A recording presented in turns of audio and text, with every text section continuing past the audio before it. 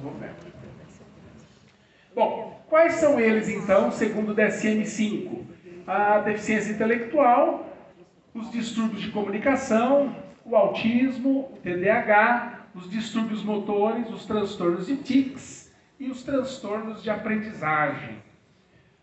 Todos eles hoje muito bem descritos do ponto de vista conceitual, de definição, de descrição clínica. Então vocês podem ir no DSM e terem um pouquinho mais dessas informações. Mas no final eu trouxe as referências dessa aula para vocês depois fazerem pesquisas mais aprofundadas de cada um dos transtornos. Eu não vou explicar cada um deles aqui, porque não vem no objetivo da aula, tá? Mas nós vamos falar um pouquinho de cada um, de forma implícita em cada apresentação. Bom, por que esses transtornos atrapalham a vida da criança, atrapalham a vida desse adolescente e, se persistirem para a fase adulta, atrapalham a vida desse adulto?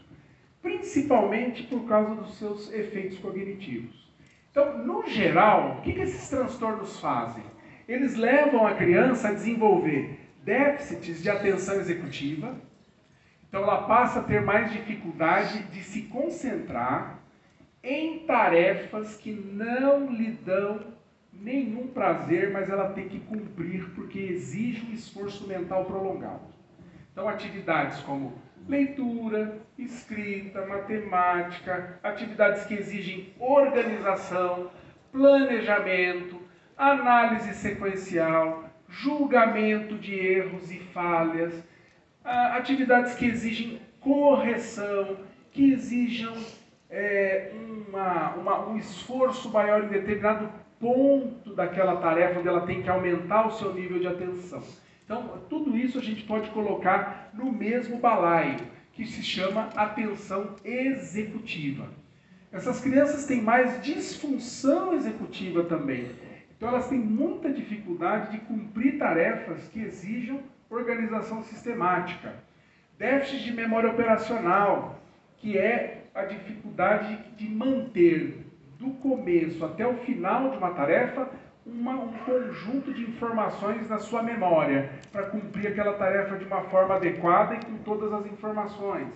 Elas têm mais problemas de desenvolvimento de linguagem, tanto verbal quanto não verbal. E aí varia muito, né? O TDAH afeta mais a linguagem não verbal, o autismo afeta os dois, né? Os transtornos de aprendizagem, dependendo do tipo, pega mais o verbal, o que pega mais não verbal. Então isso vai variar muito de transtorno para transtorno, mas no geral, todos eles afetam a linguagem em algum aspecto.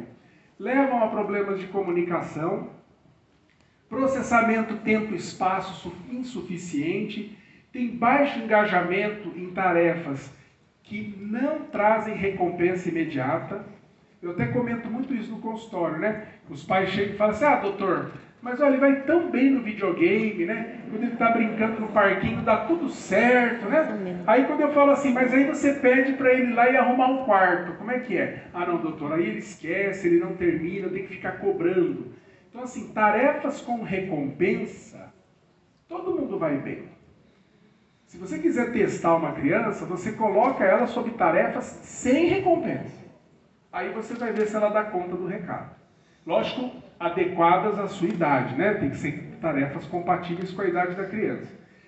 Dificuldades de interação social e de domínio de habilidades sociais, em todos os aspectos, e uma dependência maior da ajuda de terceiros e de instituições para dar conta de atividades básicas da sua idade, da sua escolaridade.